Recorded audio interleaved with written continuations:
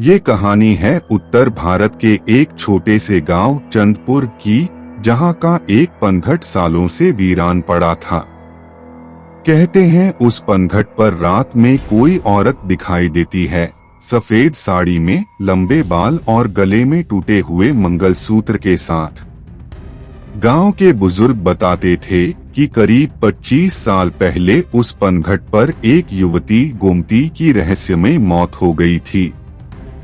वो गांव की सबसे सुंदर लड़की मानी जाती थी और हर कोई उसे चाहता था, लेकिन उसकी एक तरफा मोहब्बत ने उसे पागल बना दिया और एक रात उसने उसी पनघट पर छलांग लगाकर जान दे दी।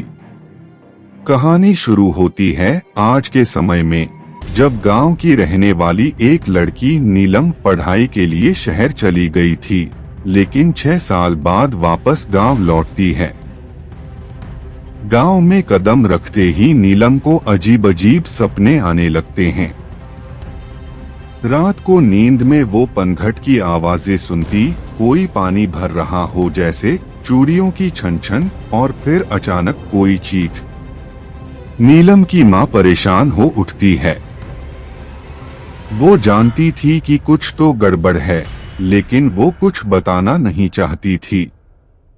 एक रात नीलम को नींद नहीं आती। वो खिड़की से बाहर देखती है और उसे पनघट की तरफ कोई महिला जाती दिखती है। नीलम को ऐसा लगता है जैसे वो खुद को देख रही हो। वो घबराकर दरवाजा बंद कर लेती है। सुबह गांव में चर्चा होती है कि मोहन, जो रात को खेत से लौट रहा था, उसने पनघट पर एक औरत को पानी भरते देखा और वो औरत हवा में तैर रही है। नीलम को अब हर रोज अजीब अनुभव होने लगते हैं। वो बार बार पनघट की ओर खिंची चली जाती है। एक रात जब बिजली चली जाती है, नीलम बाहर निकलती है और किसी अदृश्य ताकत के वश में पनघट की ओर चल पड़ती है। वहां पहुंचते ही उसे एक आवाज सुनाई देती है, मुझे इंसाफ चाहिए। मेरी मौत कोई हादसा नहीं थी।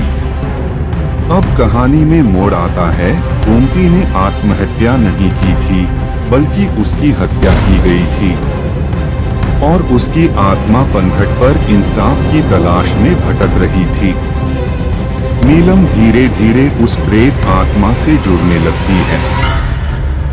अब वो खुद नहीं जानती कि वो नीलम है या गोमती का पुनर्जन्म। गांव के पंडित जी बताते हैं कि गोमती की आत्मा तभी मुक्त हो सकती है जब उसका हत्यारा सामने आए। नीलम को एक सपना आता है जिसमें वो देखती है कि गांव का प्रधान, जो अब बूढ़ा हो चुका है, वही गोमती का कातिल था। उसने अपनी दुश्मनी के चलते गोमती को मार दिया था।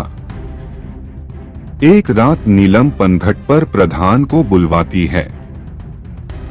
जैसे ही वो आता है, चारों ओर से हवा तेज चलने लगती है, आसमान में बिजली चमकती है और गोमती की आत्मा प्रकट होती है। आज 25 साल बाद तेरा हिसाब पूरा हुआ, कहती है आत्मा, और प्रधान चीखते हुए उसी पनघट में गिर जाता है। नीलम बेहोश हो जाती है। जब होश आता है तो सब कुछ सामान्य हो चुका होता है। पनघट अब पहले जैसा नहीं है, वो अब शांत है।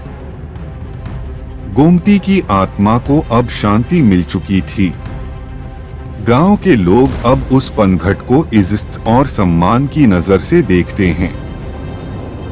और नीलम, उसने गांव में ही रहकर स्कूल खोल दिया लड़कियों के लिए। शायद ये ही गोमती की आखिरी इच्छा थी।